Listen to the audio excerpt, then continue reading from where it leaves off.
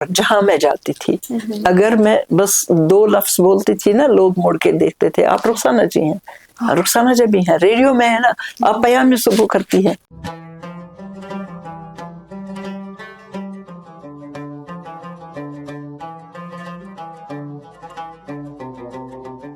Kashmir life آج کی ملاقات آتھر سیریز میں آپ سب ناظرین کا ایک بار پھر سے استقبال ہے۔ آج کے شمارے میں ہمارے ساتھ موجود ہے رخسانہ جبین صاحبہ۔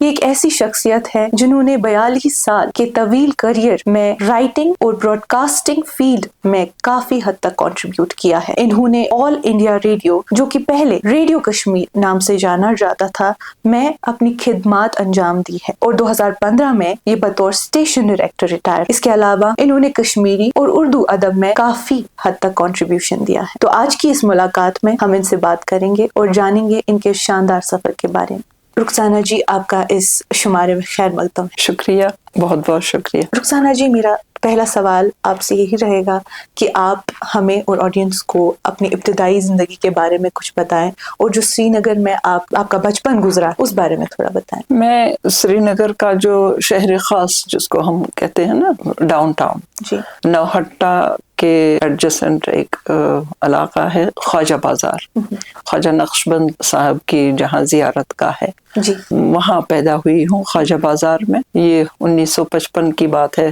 As per official record. شروعات سرکاری پرائمری اسکول سے کی ہے، وہیں جو اسی محلے میں تھا، بلکہ نقشبند صاحب کے اپوزٹ سائڈ میں تھا وہ اس زمانے میں اسکول، تو وہاں سے شروعات ہوئی۔ بڑی خستہ حالت تھی اندر اس عمارت، وہ کھردرے ٹاٹ ہوتے تھے، ان پر بیٹھتے تھے ہم۔ وہ آج کل کہاں جیسے آج کل کا انتظام ہوتا ہے اسکولوں میں، چاہے پرائیویٹ اسکول ہوں یا سرکاری اسکول، اس وقت خستہ حالت ہوتی تھی عمارت کی بھی۔ کلاس روم کھچا کھچ بھرا رہتا تھا، ایک سائیڈ میں ایک کلاس ہوتی تھی، دوسرے سائیڈ میں دوسری کلاس ہوتی تھی، تو وہیں سے شروعات ہوئی ہے میری۔ بلکہ یہ تک مجھے یاد ہے کہ اس وقت کچھ مطلب پہلی جماعت میں تھی، دلیس بناتا تھا پہلی، ہاں پہلی، یہ آج کی طرح نہیں تھا، نرسری، پری نرسری، یہ سب یو کے جی، ایل کے جی وہ نہیں تھا۔ 6 سال کا بچہ جاتا تھا پہلی جماعت میں، کو ایڈمیشن ملتا تھا۔ تو مجھے یاد ہے کہ جوتے وہیں اتار کے رکھتے تھے بچے، مجھے اس وقت ربر والے جوتے ہوتے تھے، تو اس کی اسمیل اتنی خراب آ رہی تھی، کسی بچے کا تھا جوتا، میں اٹھی اور اس کو کھڑکی سے باہر پھینک دیا، یہ سوچے بغیر یہ کسی کو پہننا ہے، ابھی کلاس جب ختم ہوگی۔ اگلے دن شکایت، اس بچے کی ماں آئی، اس نے شکایت کی، میری ماں کو بھی بلایا گیا، مجھ سے پوچھا گیا کہ آپ نے ایسا کیا ہے؟ میں نے کہا جی کیا ہے۔ پوچھا گیا کیوں؟ میں نے کہا اس کی بہت بدبو آ رہی تھی، تو وہ میں نے پھینک دیا ادھر سے کھڑکی سے۔ ان کو ہنسی آ گئی۔ تو مطلب وہ حالت تھی اسکولز کی بھی۔ پھر غریب بچے ہوتے تھے، وہ آج کی طرح نہیں ہوتا تھا، آج کی طرح نہیں ہوتا تھا جیسے آج کل صاف ستھرے بچے بھی ہوتے ہیں، پھر جوتے پالش کر کے وہ بھی لیدر کے ہوتے ہیں، تو اس وقت ربر کے جوتے ہوتے تھے۔ بلکہ اور بچوں کا یہ بھی کہنا ہے جو میری عمر کے ہیں، وہ کہتے ہیں کہ ہم تو ننگے پاؤں جاتے تھے اسکول، لیکن میں نے وہ نہیں دیکھا ہے، ربر کے ہوتے تھے یا نیلان چپل، جو ہوائی چپل ہوتی ہے نا، وہ پہن کے جاتے تھے۔ آج کا بچہ کہاں مانے گا اس طرح کا؟ ٹوٹی پھوٹی عمارت تھی، اس کے بعد وہ وہاں سے شفٹ ہو گئے، ہم قریب آئے، ہمارے محلے کے نزدیک آیا پھر اسکول، کازگر محل شدت بنا۔ وہ تھوڑی بہتر حالت تھی اس عمارت کی، ابھی وہ بن ہی رہی تھی، مطلب پوری اندر سے پلاسٹر وغیرہ کہاں ہوتا تھا اس زمانے میں، مٹی کی لپائی ہوتی تھی اندر، تو مٹی کی دیواریں ہوتی تھیں، لیکن پھر بھی اس سے بہتر حالت تھی۔ تو وہاں سے 5th کلاس تک پھر تھی میں وہاں۔ اس کے بعد یہی اسکول پھر شفٹ ہو گیا، کاملی کوچ تھی، نقشبند صاحب کے پاس ہی ہے کاملی کوچا، تو اس میں اسکول شفٹ ہو گیا۔ پھر 6th کے بعد میں سلام پیرن اسکول، سلام پیر ایک بڑا نام تھا اس وقت، ان کی کوٹھی تھی، حویلی تھی، نالے مار جہاں شروع ہوتا ہے، نالے مار کے سٹارٹ پہ خانیار، وہ وہاں اس وقت تو یہ سڑک ہے، روڈ ہے، اس وقت پانی تھا، نالا تھا، اس میں مطلب باضابطہ आना जाना रहता था, बल्कि ये जो बाबड़े एरिया है उसका एक सिरा था उधर स्कूल का, बहुत बड़ा, उसमें बाग था, बाग में सारी हर किस्म के पेड़ वेड़ होते थे जो नॉर्मली यहाँ नहीं है कश्मीर में, वो फल भी होते थे उसमें, बहुत बड़ी हवेली थी। वहां से फिर 10th क्लास पास किया मैंने। यही स्कूल बाद में खानियार जो इस वक्त है नावपुरा में है हायर सेकेंडरी स्कूल, ओके, ये वही शिफ्ट हो गया, तो फाइनल 10th का मैंने वहां से पास किया। कश्मीर में किताबों की इशाअत व फरोख्त का एक मोतबर इदारा गुलशन बुक्स 1932 से मैदान अमल में। कश्मीर की तारीख हो या जगराफिया, तहजीब हो या तमद्दुन, कहानी हो या तमसील, तसव्वुफ हो या तशख़्ख़ुस, इदारा एक ही है जहां सब कुछ छपता भी है और मयस्सर भी।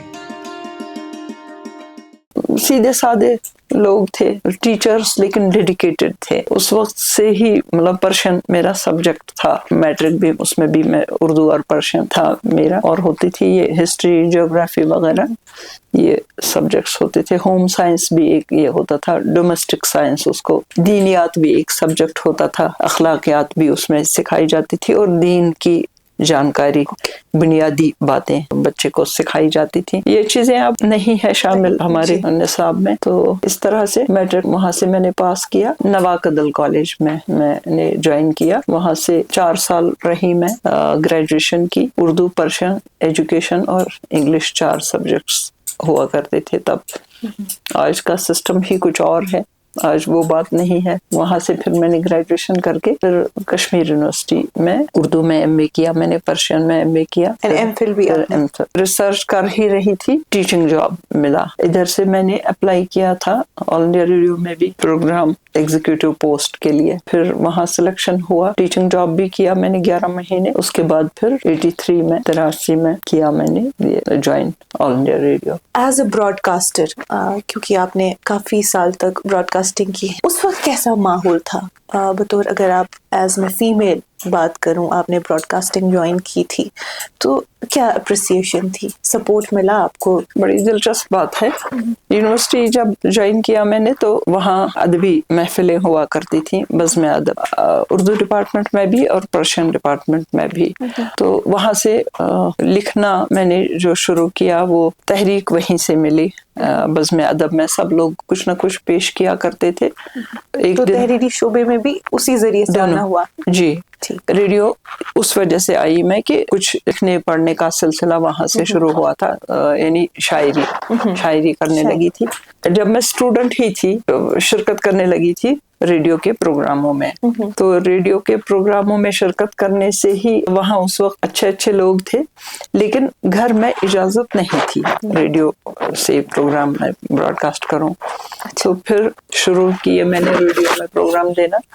तो फिर घर से तो बिल्कुल इजाजत नहीं थी, रेडियो जाने की ही इजाजत नहीं थी, क्योंकि वो ये कहते वालिदैन कि हमने आपको पढ़ने के लिए भेजा है, रेडियो के प्रोग्रामों में शिरकत के लिए नहीं भेजा है। फिर हो सकता है वो मेरा पढ़ने का सिलसिला है वो भी बंद कर देते, और कहीं जाने लगी है तो रोको, मत जाओ। लेकिन फिर मैं ऐसे ही झूठ बोलती रही कि ये रेडियो वाले आए थे, उन्होंने रिकॉर्ड किया है डिपार्टमेंट आके। अच्छा, ठीक। ऐसे मैं कहती थी कि ये बज़्म अदब हमारी होती है, उसमें मेरा कलाम रिकॉर्ड किया गया है। तो आपने ये एज पार्ट ऑफ एजुकेशन बना दिया? ये मतलब अच्छा था, लगता था मुझे शेर कहना, सुनाना, लेकिन घर वालों को इसका कुछ पता नहीं था कि ये लिख रही हैं कुछ इस तरह से। सीधे सादे लोग वो भी थे, इन चीजों से कोई दिलचस्पी भी नहीं थी। फिर अगली बार और ब्रॉडकास्ट होता था शाम को, युवानी उन दिनों शुरू हुई थी, उन्हीं दिनों फिर युवानी से मेरे प्रोग्राम नशर होते थे, कभी मुशायरे में, कभी डिस्कशंस में, कभी किसी और प्रोग्राम में। तो फिर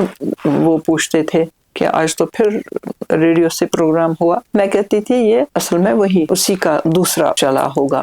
سنتی تھی میں پابندی سے خود, مجھے پتا ہوتا تھا کس دن براڈ کاسٹ ہوگا, لیکن رشتے دار بھی سنتے تھے. پھر وہ مطلب شور مچتا تھا کہ ریڈیو سے کیسے ان کا پروگرام چلا. ایسے ہی پھر چلتا رہا. پھر جب میں نے ایم اے اردو, ایم اے پرشین کیا اور یہ ایم فل کیا, اب ریسرچ کر رہی تھی, پی ایچ ڈی مٹیریل جمع ہو گیا تھا, تو ادھر سے اسکول میں یہ ہو گیا سلیکشن ایز گورنمنٹ ٹیچر. اس کے بعد انہی دنوں میں نے پھر یہاں سے بھی اپلائی کیا ہوا تھا, تو انٹرویو کے لیے یو پی ایس سی کے تھرو تھا, یہ یونین پبلک سروس کمیشن. تو وہ بھی اصل میں مجھے پتا ہی نہیں تھا اس طرح کا کر سکتی ہوں میں اپلائی یہاں. وہاں ایک بشارت صاحب ہوا کرتے تھے اس زمانے میں, انہوں نے کہا رخسانہ آپ نے کیوں نہیں اپلائی کیا, یہ پوسٹ نکلی ہے پروگرام ایگزیکٹو کی. میں نے کہا اس کے لیے کیا کرنا ہے. کہا انڈین ایکسپریس کوئی اخبار اندر سے نکالو لائبریری سے, اس میں ایڈورٹیزمنٹ چھپا ہے. میں گئی لائبریری میں, ریڈیو کی لائبریری میں, وہاں سے میں نے وہ نکالا اس کا ایڈریس, تو کہا ان کو لیٹر لکھو, ابھی جا کے پوسٹ آفس جا کے اس کو پوسٹ کرو, ایڈریس اپنا دے دو تو فارم وہاں سے آ جائے گا. اور وہی ہوا, ایک ہفتے کے اندر اندر وہاں سے یو پی ایس سی سے میری جو اپلیکیشن تھی اس کا فارم آیا. پھر میں ان کے پاس آئی کہ یہ بھرنا ہے, آپ اس کو مجھے گائیڈ کیجئے کیسے بھرنا ہے. پھر انہوں نے گائیڈ کیا. وہاں سے یہ کال آئی, گھر میں اب بتانا ہی ہے کیونکہ دلی جانا ہے انٹرویو کے لیے. وہ پوچھیں گے, یہ وہ تو اجازت ہی نہیں دیں گے ریڈیو کی نوکری کے لیے.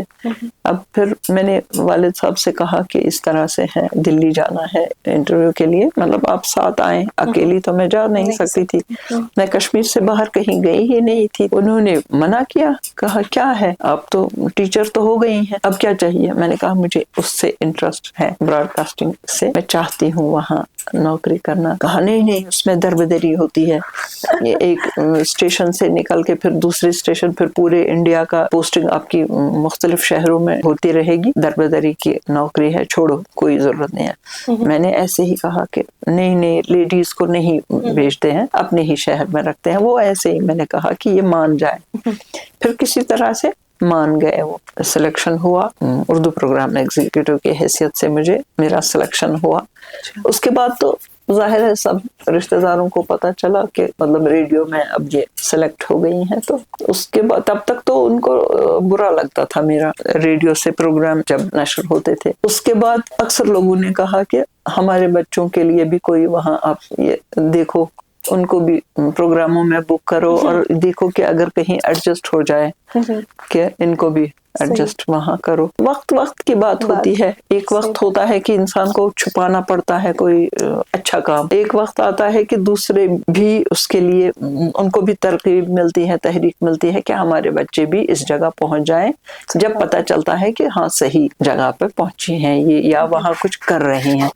ان کو یہ اندازہ نہیں تھا کہ ایز براڈ کاسٹر بھی کوئی وہاں کریئر کا آپشن ہے. ان کو لگتا تھا یا تو وہاں سنگر جاتے ہیں, ریڈیو گانے کی تو اجازت ہی نہیں تھی, سوال ہی نہیں تھا کہ ہمارے گھر سے کوئی گانے کے لیے ریڈیو جائے. یا ڈرامہ زونڈب ہوا کرتی تھی اس زمانے میں, اس میں بھی اتنے روشن دماغ نہیں تھے ہمارے والدین کے, وہ الاؤ کرتے کہ آپ ڈرامہ میں کام کریں, اس کے لیے بھی تیار نہیں تھے. ان کو یہ پتہ نہیں تھا کہ وہاں جا کے پروگرام بھی کرنے ہوں گے یا یہ آفیسر بن جائیں گی, وہ آئیڈیا ہی نہیں. بعد میں پتہ چلا کہ نہیں, یہ گیزٹڈ پوسٹ پہ اس زمانے میں سینٹرل گورنمنٹ کا گیزٹڈ پوسٹ تھا, تو مطلب اپنی کوششوں سے اللہ نے مدد کی, ورنہ گھر کی طرف سے اجازت تک نہیں تھی, تو باقی کی تو بات ہی نہیں ہے کہ وہ ساتھ آئیں. اللہ نے بس یہی راستہ دکھایا. مجھے بھی خود پسند تھا یہ. بچپن میں جب بھی میں کھیل, بچے دوسرے کھیلتے ہیں, میں ہاتھ میں کچھ لے کے, چمچ لے کے, گلاس لے کے, اس کو مائک بنا کے یہ دوسرے بچوں کو کہتی تھی کہ ہم ماجن بن ہند پروگرام ایک ہوا کرتا تھا لیڈیز کے لیے, نہیں ماجن بن ہند پروگرام, تو میں کہتی تھی آج میں وہ پیش کروں گی. بچپن میں کیونکہ ریڈیو سنا جاتا تھا پورا, میرے والد صاحب صبح سے شام تک ریڈیو سنتے تھے, تو اس میں مجھے اچھا لگتا تھا جب لیڈیز کے پروگرامز ہوتے تھے. وہ اما एक होती थी, उमा धर थी, और आगबाई जो जोंडब में हुआ करती थी, मरियम बेगम, ये पेश करते थे, ये दोनों, ये माओ बहनों का प्रोग्राम। तो मैं वही बनती थी बच्चों के खेल में। फिर यही कहती थी कि जैसे प्रोग्राम शुरू करता है कोई, बोजन वाजने माज बेन करता साइन तरफ सलाम को बोल, आज शायद दावत दिस मुस्तफालाइनिस यम करन याद पड़का, और लास्ट में बोलती थी अगले हफ्ते फिर मुलाकात होगी आपसे। मतलब ये मेरा था बचपन से ही। ये नहीं था कि मैं इसी को ब्रॉडकास्टिंग को एज प्रोफेशन इख्तियार करूंगी, लेकिन अच्छा लगता था। रेडियो जब मैंने ज्वाइन किया सन 83 में, 83 में, तो उस वक्त फिर सबसे पहले मुझे जो असाइनमेंट दी गई युवानी सर्विस के उर्दू प्रोग्राम वो दिए गए। तो वो देखती रही मैं 5 साल तक। उस जमाने में न मुझसे पहले उतना स्टेशन से बाहर कोई गया है, ना मेरे बाद। मैंने जितना मुमकिन हो हर गांव में जाके प्रोग्राम किए। हर हफ्ते मैं कहीं न कहीं किसी गांव में जाती थी। एक तो पिकनिक का पिकनिक हो जाता था, दूसरा उन गांव में जो टैलेंट है उनको पता भी नहीं। जब मुझे शहर में होके पता नहीं था रेडियो स्टेशन भी कोई चीज होती है, तो उन बेचारों को कहाँ मालूम होता। तो हम उनको टैलेंट हंट के लिए निकलते थे गांव में। ये मैं पर्सनल इंटरेस्ट से करती थी ये काम। टीम लेके जाती थी मैं, असिस्टेंट भी, रिकॉर्डिंग करने वाला भी, ड्राइवर होता था, पूरी टीम होती थी। तो वहां से हम लोगों को रिकॉर्ड करके लाते थे, यूथ को, जो रूरल यूथ को हम ये करते थे उसमें। वो बाद में हमारे रेडियो स्टेशन आते थे। यानी एक प्रोग्राम हमने गांव में किया, फिर मैं उनको एड्रेस देती थी, फोन नंबर देती थी, आप आ जाओ, आप में टैलेंट है, वहां से प्रोग्राम करो। तो इस तरह से हमें बहुत भरपूर मौका मिला, नौजवानों को टैलेंट हंट में मौका मिला उनको। 5 साल तक युवानी देखी मैंने। उसके बाद हर प्रोग्राम देखा। ज्यादातर मैंने कल्चरल प्रोग्राम्स, लिटरेरी प्रोग्राम्स देखे रेडियो के। आपने अभी बात की उसकी पयाम सुबह की, वो तकरीबन 99 में शुरू हुआ था। 99 में यहाँ फैयाज शहरियार साहब एक आए स्टेशन डायरेक्टर, वो बाद में डीजी की हैसियत से रिटायर हो गए, कश्मीर ही के हैं। तो उन्होंने कहा कि हम पयाम सुबह एक प्रोग्राम शुरू करेंगे, मॉर्निंग इंफॉर्मेशन सर्विस, वो डेली बेसिस पे। तो फिर उसकी भी हमने टीम बनाई। तो मैं पहले तो 2 लोग करते थे, उसके बाद फिर सिंगल हैंडेड करती रही, टैकल करती थी पूरा। मतलब डेली प्रोग्राम करना, वो भी बरसों करना, उसी से मेरी पहचान बन गई ब्रॉडकास्टिंग में एक तरह से। तब तक लोगों को पता था मैं हम कलम किया करती थी, उर्दू प्रोग्राम्स किया करती थी, अदबी प्रोग्राम्स, बच्चों के प्रोग्राम, होनहार, घरानों के लिए, फैमिलीज के लिए बहुत सारे प्रोग्राम करती थी। लेकिन जो डेली प्रोग्राम का इफेक्ट होता है वो वीकली प्रोग्राम्स से नहीं बात बनती। तो उसमें मौज़ूआत की रंगारंगी होती थी, स्पोर्ट्स की भी बात होती थी, साइंस की बात, लिटरेचर की, कल्चर की, डे टू डे जो जरूरियात हैं घर में, हर मौजू पे उसमें ये होता था। उसकी कामयाबी का वो ये था सबक के इसमें बच्चे, बूढ़े, औरतें, मर्द, मजदूर, मिनिस्टर, सब के लिए बराबर दिलचस्पी का मौजू होता था। कोई न कोई मौजू ऐसा होता था जो सबको कैटर करता था। उस वजह से वो काफी पॉपुलर रहा। बल्कि लोग कहते थे कि हम एक दिन जब आपका प्रोग्राम सुनते हैं सोचते हैं कल क्या, अब तो सारे मौजूआत पे बात हो गई, कल अब किस मौजू पे बात करेंगी। कल कोई और होता था, रिपीट कभी नहीं हुआ, न मौजू रिपीट होता था ना ये आइटम, बिल्कुल नया, हर बार नया उसमें कुछ न कुछ होता था। तो उस वजह से वो बड़ा पॉपुलर रहा। और उसमें इनफॉर्मल वे मैंने अपनाया था, फॉर्मेलिटी के बगैर ही, मतलब खैरियत पूछने से ही शुरू करते थे, जैसे यही कि बताइए आज क्या पकाया आपने, ऐसे कुछ इस तरह से बात करती थी मैं। तो चाय के साथ बताइए आज क्या आप नाश्ते में ले रही हैं, अगर ये बनाया है तो उसका ये फायदा है, आपको ये पता है, अंडा मसलन मक्खन, कुछ उसका जिक्र होता था, सब्जी कौन सी आज आप बनाएंगी, इस तरह से बात मैं शुरू करती थी।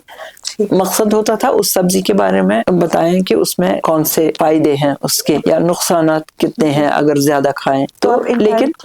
लेकिन मैं जहां से भी किसी दुकान में जाती थी ना, कुछ पूछती थी कि ये कपड़ा बताइए कितने का है, वो मुड़ के देखते थे मेरी तरफ के आप रुखसाना जी हैं, ریڈیو میں ہے نا, ہم نے تو آپ کو مطلب آواز سے پہچان ہوا ہے لیا. آپ کے ساتھ کہ آج تو خیر ٹیکنالوجی ہے یا اسکرینس اویلیبل ہے, ایک ویڈیو ہو جاتا ہے تو سب پہچان جاتے ہیں, تو کیا آپ کے ساتھ ایسا ہوا ہے کہ آپ کی آواز سے آپ کو لوگ پہچان بار بار جہاں میں جاتی تھی, اگر میں بس 2 لفظ بولتی تھی نا, لوگ مڑ کے دیکھتے تھے آپ رخسانہ جی ہیں, رخسانہ جب بھی ہیں, ریڈیو میں ہے نا, آپ پیام صبح کرتی ہیں, ہاں آپ کا یہ پروگرام ہم نے سنا, وہ پروگرام سنا. ایک بار چراغ شریف گئے ہوئے تھے ہم, تو چراغ شریف کلچے تھے نا بڑا مشہور, جی ہم وہ لینے گئے, اس سے میں نے بیکری والے کے پاس ہی گئے ہم, کچھ اور روٹی بھی لینی تھی, تو میں نے کہا تشم نا یم سارے کلچم نا تھی تھاوان, وہ سامنے آ کے ایسے پوچھنے لگا آپ رخسانہ جی تو نہیں ہے, آپ کا بات کرنے کا انداز تو وہی ہے جو صبح ہوتا ہے اس میں. اس طرح سے پوچھتے تھے لوگ, کہیں بھی مطلب بہت اس سے ایک پہچان بن گئی. جو ہم جانتے ہیں کہ آپ نے کافی ٹرانسلیشن میں کام کیا ہوا ہے, جیسے آپ کا ایک ٹرانسلیشن ورک ہے اڑھن کھٹولا, یا اگر ہم بات کریں دا لیجنڈری پرشین پوئٹ حافظ شیرازی صاحب, آپ نے ان کی پوئٹری بھی کشمیری میں ٹرانسلیٹ کی ہے. تو مجھے بتائیں یہ ٹرانسلیشن پروجیکٹس لینے میں آپ مطلب کس طریقے سے متاثر ہوئی؟ جو اڑن کھٹولا ہے یہ رتن سنگھ کی ایک کہانی ہے بچوں کے لیے, مطلب بکلیٹ چھوٹی سی پتلی سی کتاب ہے, وہ بچوں کے لیے لکھی گئی ہے. وہ اصل میں NBT میں ممبر تھی, advisory board, Kashmiri advisory board کی ممبر تھی میں. اس میں ان کا پروجیکٹ تھا یہ کہ مختلف زبانوں میں جو بچوں کا لٹریچر ہے اس کو وہ مختلف زبانوں میں ٹرانسلیٹ کراتے ہیں. جیسے کشمیری میں کشمیری والے کو اردو میں کروائیں گے, اردو والے کو ہندی میں کروائیں گے, اس طرح سے ان کا یہ ہے پروجیکٹ. تو اسی میں مجھے یہ ملا تھا اڑن کھٹولا, اس کا کشمیری ترجمہ کرنے کے لیے کہا گیا, تو پھر میں نے بسپرنگ اس کا نام رکھا, بسپرنگ. تو وہ چھپا, وہ NN ووہرا گورنر تھے اس وقت کے, انہوں نے ریلیز کی ہے ایگزیبیشن گراؤنڈ میں. جب یہ سیلاب آیا 2014 میں, سیلاب سے پہلے اگست میں, یہ اگست کچھ 20-25 اگست کو ہوا تھا بک ریلیز فنکشن, سیلاب سے پہلے ہی. تو NBT کا پروجیکٹ تھا. اور یہ جو حافظ والا ہے, حافظ شیرازی, ایک ہمارے مطلب کلاس فیلو ہی سمجھ لیجئے, بھائی تھے میرے, منہ بولے بھائی, اللہ ان کی مغفرت فرمائے, سعید رضا, پروفیسر سعید رضا. اور وہ بھی فارسی بہت اچھی جانتے تھے. انہوں نے کہا کہ کیوں نہ ہم کشمیری میں ترجمہ کریں. اردو میں اس کے بہت ترجمے ہوئے ہیں حافظ شیرازی کے, منظوم بھی اور ایسے بھی نثر میں بھی, لیکن کشمیری میں میری نظر سے نہیں گزرا ہے کوئی ترجمہ. تو انہوں نے کہا ہم 50 غزلیں ترجمہ کریں گے, پھر 100 غزلیں اوریجنل والی جو ہے حافظ کی وہ چھاپ دیں گے, تو 200 غزلیں ہو جائیں گی, 100 اوریجنل 100 ٹرانسلیشن والی یہ کریں گے. تو پھر اللہ ان کی مغفرت فرمائے, وہ بھی گزر گئے, 2014 میں ہی گزر گئے, وہ سیلاب کے دنوں میں ہی, سپٹمبر کے پہلے ہفتے میں, 4 سپٹمبر کو. اس کے بعد پھر اس طرح سے مطلب تب تک دونوں ہم ایک دوسرے سے مشورہ کر کے کرتے تھے کہ یہ غزل میں نے چن لی ہے, آپ اس کو نہیں کرنا, ریپیٹ یہ ہو جائے گا. وہ جس کا انتخاب کرتے تھے اس کا میں نہیں لیتی تھی, لیکن ایک دوسرے کو سناتے تھے, وہ مجھے سناتے تھے, میں ان کو سناتی تھی, مشورے بھی ایک دوسرے سے لیتے تھے. تو وہ پھر گزر گئے تو وہ ادھورا رہا, لیکن بہت اچھا ٹرانسلیشن ہوا ہے. وہ میں جہاں بھی سناتی ہوں تو اچھا لگتا ہے, سننے والوں کو لگتا ہے اوریجنل ہے, یہ کشمیریت بھی اس میں آ گئی ہے. اس طرح سے میں نے اس کا ترجمہ کیا ہے. کوئی ایسی بک جس پہ آپ کام کری ہوگی, یا کوئی ایسا پروجیکٹ جو آپ کی ابھی نظر میں ہے؟ ٹرانسلیشن ہی کی میں پہلے بات اور کرتی ہوں. ایک بار ساہتیہ اکیڈمی کی بھی میں ممبر رہ چکی ہوں, کشمیری ایڈوائزری بورڈ کی. تو ساہتیہ اکیڈمی کا یہ ایک مستقل پروجیکٹ ہے, مختلف زبانوں کا ترجمہ کرانا. اگر کشمیری کا ہے تو اردو میں کراتے ہیں, ہندی میں, انگریزی میں, مختلف زبانوں میں کراتے ہیں. ایک کشمیری کی کتاب تھی کوشر ہمکال شاعری, ڈاکٹر عزیز حاجنی نے اس کو ترتیب دیا تھا, اس کا اردو میں ترجمہ ہونا تھا. وہ ہم نے کیا. 4 لوگ اس میں تھے. ایک تو یہی سعید رضا مرحوم تھے اور منشور صاحب تھے, منشور بانہالی, اور سلطان الحق شہیدی وہ بھی گزر گئے, اور میں, ہم 4 لوگ تھے. 4 لوگوں نے ایک کتاب کو ٹرانسلیٹ کیا. وہ ورکشاپ ایک تھا, 2-4 دنوں میں ہم نے اس کو کمپلیٹ کیا. اس میں بھی اچھا ٹرانسلیشن ہوا ہے. وہ میں کبھی کبھی فیس بک پہ بھی شیئر کرتی ہوں, اس کی کچھ غزلیں ترجمہ اوریجنل کے ساتھ میں کر رہی ہوں وہ کبھی کبھی بیچ میں. تو اس طرح سے ٹرانسلیشن کا کام بھی کیا ہے. اور اوریجنل میں میرے پاس ایک تو اردو کلام بالکل تیار ہے, لیکن میں بہت شرمندہ ہوں. یہ کہالت ہے میری, تساہل پسندی ہے جو ابھی تک نہیں چھپا. حالانکہ 50 سال سے میں لکھ رہی ہوں, تقریباً 50 سال سے لکھ رہی ہوں, لیکن ابھی تک کوئی کتاب شاعری کی نہیں چھپی, اردو شعر. اور بہت کلام جمع ہے میرے پاس, وہ سب مطلب سناتی رہتی ہوں. اکثر مشاعروں میں ہوتی ہوں, نیشنل مشاعروں میں, انٹرنیشنل مشاعروں میں شرکت کی ہے میں نے, باہر بھی, مطلب ہندوستان میں بھی اور ہندوستان سے باہر بھی.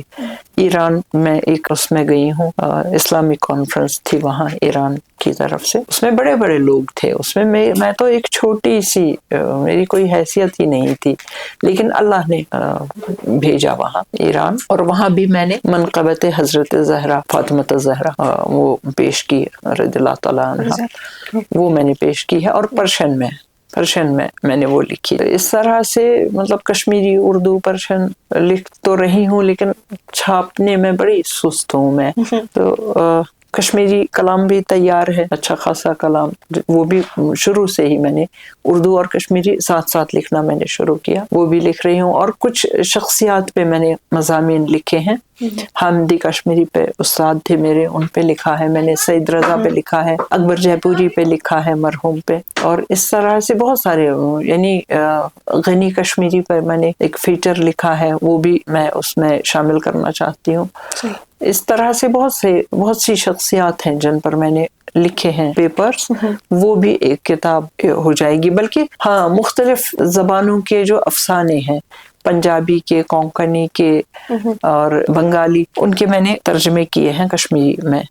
وہ بھی ایک کتاب چھاپ سکتی تھی میں, اگر یہ کچھ کرنے پہ آتی تو کچھ ہو جاتا. لیکن جب میں خود ہی گھریلو کاموں میں مصروف رہتی ہوں, فضول کے کاموں میں, اس کو فضول کے کام کہہ سکتے ہیں, اس میں لگی رہتی ہوں, تو یہ مسودے جمع ہے, جہاں ہے وہی ہے. انشاءاللہ اللہ, آپ بھی دعا کیجیے, اللہ کرے کہ میں یہ رکا ہوا سارا کام جاری ہو جائے. میں خود دعا انتظار میں کرتی ہوں انشاءاللہ.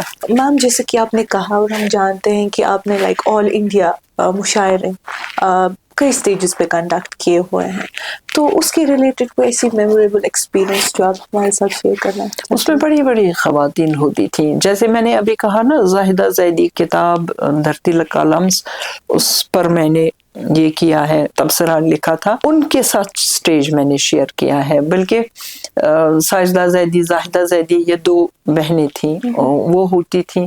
فیا شبنم عابدی بمبئی کی ہیں, اردو شاعرہ. ان کے ساتھ جتنی مطلب اس وقت کی کریم تھی اردو میں لکھنے والوں کی, ان کے ساتھ سٹیج شیئر کیا ہے. بلکہ میں نے کشور ناہید کے ساتھ ایک انٹرنیشنل مشاعرہ تھا حیدرآباد میں. مطلب بڑی شخصیات, جو احمد فراز ہوا کرتے تھے, قدیل شفائی, ان مشاعروں میں جو انٹرنیشنل مشاعرے ہوا کرتے تھے.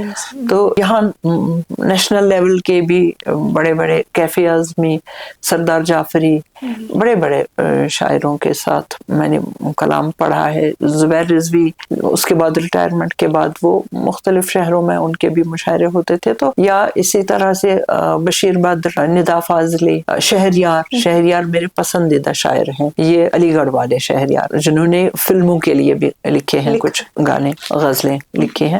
تو ان لوگوں کے ساتھ, ایک تو ان لوگوں کے ساتھ شیئر کیا ہے, دوسرا ریڈیو میں ہونے کی وجہ سے, ریڈیو بھی مشاعرے کیا کرتے تھے ہم ریڈیو کی طرف سے. تو ان سب کو ہم بلاتے تھے, میں بلاتی تھی. میں چونکہ ادبی پروگرام زیادہ تر دیکھا کرتی تھی, تو میں ان سب کے ساتھ رابطے میں تھی، بلکہ ایک بار ٹورزم والوں نے بھی ایک مشاعرہ کیا تو مجھ سے ہی کروایا، وہ کوآرڈینیٹر اس کی میں ہی تھی، میں نے ان سب کو کانٹیکٹ کیا، مخمور سعیدی اس میں، ندا فاضلی، بشیر بادر یہ تھے، زبیر رضوی، سارے مطلب بڑے بڑے شاعر اس میں، مطلب میں نے ہی ان کو بلایا اور کنڈکٹ بھی کیا۔ اس طرح سے نیشنل لیول کے دلی جموں میں ہوتا ہے ایک، ہر سال 26 جنوری کے سلسلے میں ہوتا ہے وہ ایک مشاعرہ جشن جمہوریہ کے طور پر، تو وہ میں نے کنڈکٹ بھی کیے ہیں اور اچھی طرح سے کنڈکٹ کیے ہیں، چونکہ ریڈیو والوں کو بولنا ہی ان کا فن ہے، اس لیے مشاعرے میں تو چاہیے کنڈکٹ جو کرے وہ اس کو ہولڈ ہو، زبان پہ ہولڈ ہو، اور پتہ ہو کہ کس شاعر کے لیے کون سے الفاظ انٹروڈکشن میں دینے ہیں، تو وہ سب تھا اللہ کے فضل سے۔ تو اس جو بھی مشاعرے میں نے کنڈکٹ کیے سبھی اچھے گزرے۔ ہاں، آپ کی جو انوالومنٹ رہی ہے as a former member of National Book Trust of India, یا آپ ایکٹیو ممبر ساہتیہ ہیں اکیڈمی کی بھی تھی جی، ایز کشمیری، یا یہاں جو ہماری اکیڈمی ہے کلچرل اکیڈمی، اس کی بھی میں ممبر ہوں جی، ایز اور آپ Global Association of Muslim Women کی بھی ممبر ہیں جی۔ تو آپ as yourselves, like how do you see your contributions making an impact in these organisations? Impact میرا رہا یا نہیں رہا، لیکن میرے اوپر امپیکٹ رہا، ان چیزوں کا حصہ بن کے، ان اداروں کا حصہ بن کے مجھے اچھا لگتا ہے، مجھے سیکھنے کا موقع ملتا ہے، تھوڑا تھوڑا کچھ کنٹریبیوٹ بھی کرتی ہوں، یعنی یہی جو ہے Global Association of Muslim Women ہے، یہ اصل میں ایک خاتون ہیں اس کی چیئرپرسن ڈاکٹر طوبا کرمانی، ان کے ساتھ میری ملاقات خانہ کعبہ میں ہوئی، میں حج کے لیے گئی تھی، حج بدل کے لیے گئی تھی میں والد صاحب کی طرف سے، وہاں ملاقات ہوئی، انہوں نے کہا آپ ایران آئی ہیں؟ میں نے کہا نا میں نے پرشین میں ایم فل کیا ہے، پی ایچ ڈی کر رہی تھی، ایم اے کیا ہے، وہ خوش ہو گئی، ایران کی خاتون تو فارسی، پھر میں نے ٹوٹی پھوٹی فارسی بھی ان کے ساتھ بولی کوشش کر کے، حالانکہ وہ انگلش بھی سمجھ لیتی تھی، کچھ فارسی کچھ انگریزی میں نے ان سے بات کی تو وہ امپریس ہو گئی۔ پھر انہوں نے کہا آپ ایران آئی ہوئی ہیں؟ میں نے کہا شوق ہے بہت، ایک تو سب سے پہلے یہ تھا اس پاک سرزمین کی زیارت کروں، خانہ کعبہ اور مدینہ منورہ، وہ تیسری بار میں کر رہی ہوں اس بار، جب وہ ملی تو میں نے کہا تیسری بار کر رہی ہوں، تو لیکن ایران جانے کا بہت شوق ہے۔ انہوں نے کہا میں بلاتی ہوں آپ کو، اطمینان رکھیں، اگلے مہینے ہم کانفرنس کرنے والے ہیں، وہ ہر سال وہ کانفرنس کرتے ہیں، اسلامک کانفرنس، تو کہا آپ نے منقبت لکھی ہے، منقبت حضرت زہرا؟ میں نے کہا نہیں لکھی ہے، لیکن میں لکھ سکتی ہوں کیونکہ ان کی سیرت پڑھی ہوئی ہے، میں لکھ سکتی ہوں۔ کہا جس زبان میں آپ کو لکھنا ہے کوئی پرابلم نہیں، فرشن ضروری نہیں ہے، آپ کشمیری میں لکھیے، اردو میں لکھیے، ہندی میں لکھیے، جس میں لکھنا ہے، انگریزی میں، لیکن اس کا انگریزی ٹرانسلیشن ساتھ لے آئیے تاکہ وہاں دوسرے ملکوں کے جو ہوں وہ سمجھ سکیں۔ پھر میں نے لاسٹ منٹ میں لکھی، تب تک میں لکھ ہی نہیں پائی، وہ بار بار ادھر سے فون کر رہے تھے کہ ہمیں کانفرنس کی جو کمیٹی ہوتی ہے اس کے سامنے رکھنا ہے آپ کو، تبھی بلائیں گے جب دکھائیں گے ان کو کہ یہ پیش کریں گی۔ مشکل سے میں نے، پہلے لگا کہ شاید میری قسمت میں نہیں ہے ایران جانا، لیکن پھر بیٹھی میں شب جمعہ رات کو میں بیٹھی وضو کر کے لکھنے کے لیے، اور اب اتنی گنجائش بھی نہیں تھی کہ میں ان کو ٹرانسلیشن بھیجتی، میں نے کہا بہتر ہے میں ان کی زبان میں ہی لکھوں جس کا ٹرانسلیشن نہ کرنا پڑے، پرشین میں لکھنا شروع کیا، تو صبح تک جب تک فجر کی نماز کا وقت ہوا بہت سارے اشعار، پھر میں نے خود ہی روکا، میں نے کہا کتنے میں وہاں سنا سکتی ہوں، یہ بہت ہے، کافی ہے، تو اس میں پھر سلیکشن کر کے ایک یہ ان کو صبح بھیجی کہ یہ ہے۔ شام کو ویزا آیا ایران کا، وہ اتنے خوش ہو گئے کہ اچھا لکھا ہے، تو پھر جب میں نے وہاں سنائی تو وہ خود، میں نے انکساری سے ہی بات کی، میں نے کہا میں پرشین سے تو میرا تعلق رہا ہے لیکن اب 30 سال سے میں دور ہو گئی ہوں، 30-35 سال سے دور ہو گئی ہوں اس سے۔ یہ 2017 کی بات ہے، 83 میں ریڈیو میں آئی تھی، یعنی 32 سال تو بالکل الگ، 32 اور 2 34 ایئرس کی گیپ تھی پرشین میں، اور اسپوکن پرشین کچھ اور ہے، ریٹن پرشین کچھ اور ہے، میں نے جو پڑھی ہے وہ کتابی فارسی ہے، اس لیے میں تھوڑا جھجکتے ہوئے ان سے کہنے لگی فارسی میں ہی کہ میری تو کتابی فارسی ہے، لیکن اگر میں ہفتہ بھر آپ کے ساتھ بیٹھوں گی تو انشاءاللہ آپ کی طرح ہی بولوں گی. لیکن فی الحال اب جیسا بھی ہے وہ آپ سنیں.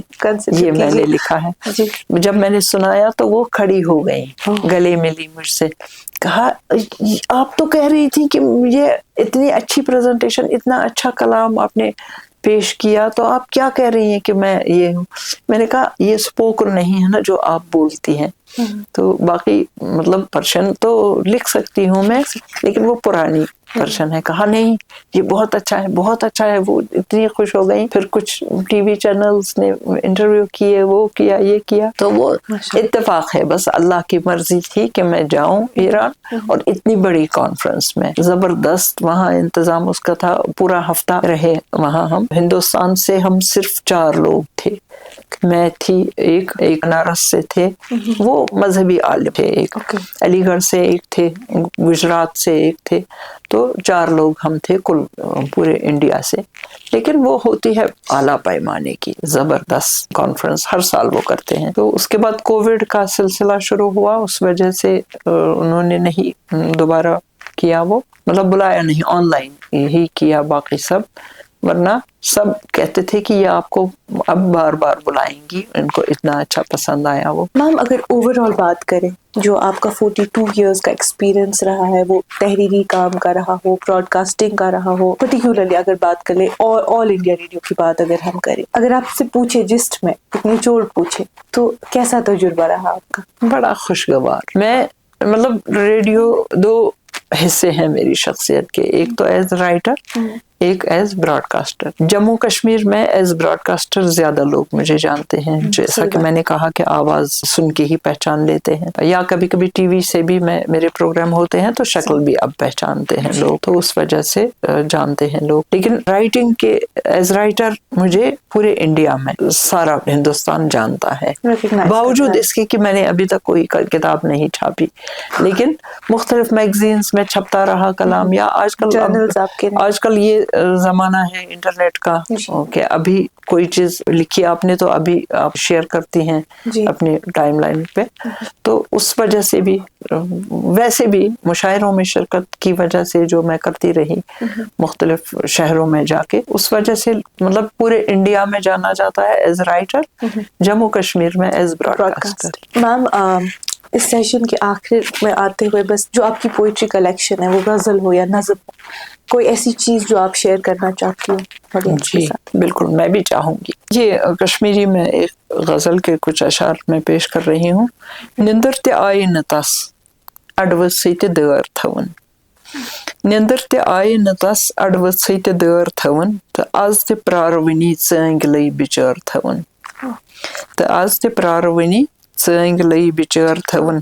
تس اوس پَے زِ کلس تٔسۍ پتویہِ راہ کھالن, تس اوس پَے زِ کلس تٔسۍ پتویہِ راہ کھالن, ووٚنُن نہٕ کٲنٛسہِ زِ ووٗنِتھ یہِ گاسہٕ ٲر تھاوٕنۍ, ووٚنُن نہٕ کٲنٛسہِ تہِ ووٗنِتھ یہِ گاسہٕ ٲر تھاوٕنۍ. ہوا چھُ سکھ تہٕ کُلٮ۪ن گوٚژھ نہٕ آز یہِ پراٹُن موٗل, پرُس تہِ أزکہِ دۄہے أمۍ ژٕ ہِش نہٕ تٲر تھاوٕنۍ. تٔمِس چھُ شوق پنُن سۄنہٕ سٕنٛدِس ٹھِپِس اندر, تٔمِس چھُ شوق پنُن سۄنہٕ سٕنٛدِس ٹھِپِس اندر, لُکن چھےٚ راے زِ دم پھٕٹۍ کٔرِتھ یہِ ہٲر تھاوٕنۍ, لُکن چھےٚ راے زِ دم پھٕٹۍ کٔرِتھ یہِ ہٲر تھاوٕنۍ. ہِشر یِتُے چھُ سٮ۪ٹھاہ تٔمۍ سٕنٛدِس مِزازس سۭتۍ, دِتُن نہٕ نمنہٕ بیٚین تھٔز پنٕنۍ تہِ کٲر تھاوٕنۍ. ہِشر یِتُے چھُ سٮ۪ٹھاہ تٔمۍ سٕنٛدِس مِزازس سۭتۍ, دِتُن نہٕ نمنہٕ بیٚین تھٔز پنٕنۍ تہِ کٲر تھاوٕنۍ. سُہ پانہٕ تریشہِ ہوٚتُے درٛاو کیازِ وُٹھ پھیشان, سُہ پانہٕ تریشہِ ہوٚتُے درٛاو کیازِ وُٹھ پھیشان, تہِ زانہِ دَے زِ کٔمِس کِژھ یہِ تریشہِ نٲر تھاوٕنۍ, یہِ زانہِ دَے زِ کٔمِس کِژھ یہِ تریشہِ نٲر تھاوٕنۍ. نِندٕر تہِ آیہِ نہٕ تس اڈوٕژھٕے تہِ دٲر تھاوٕنۍ, تہٕ از تہِ پرٛاروٕنی ژٲنٛگۍ لٔے بِچٲر تھاوٕنۍ. ان کے اشعار اردو میں یہ کچھ اشعار ہیں. بہتے چراغ میرے جزیرے کے آس پاس, پھر آج رک کے ہونے لگے بے سبب اداس. پچھلے سفر میں موسموں کا ذکر ہی نہ تھا, اب درمیاں میں آ گئے ہیں پیڑ پھول گھاس. पिछले सफर में मौसमों का जिक्र ही न था, अब दरमियां में आ गए हैं पेड़, फूल, घास। ख्वाहिश अलग है और ज़रूरत की शय जुदा, ख्वाहिश अलग है और ज़रूरत की शय जुदा, बुझती नहीं है बारिशों में भीगने से प्यास, बुझती नहीं है बारिशों में भीगने से प्यास। आईना हो गए हैं कंवल झील के तमाम, पानी में झुक के झांकता है चांद बेलिबास। आखिरी शेर है, अब अपने घर की खिड़कियां भी खोलता नहीं, जो जंगलों में आग लगा आया बेहरास। बहते चिराग मेरे जजीरे के आसपास, फिर आज रुक के होने लगे बेसबब उदास। माशाअल्लाह, शुक्रिया। हम आपके बहुत शुक्रगुजार हैं कि आपने अपना कीमती वक्त हमारे लिए निकाला एंड आई एम फॉर्चुनेट के शोबे के थ्रू मुझे आपसे बात करने को मिला। शुक्रिया, शुक्रिया, मुझे भी अच्छा लगा आपके साथ बात करते हुए। आज के शुमारे में बस इतना ही, आज की मुलाकात में बस इतना ही। बाकी खबरात के लिए बने रहिए कश्मीर लाइव के साथ।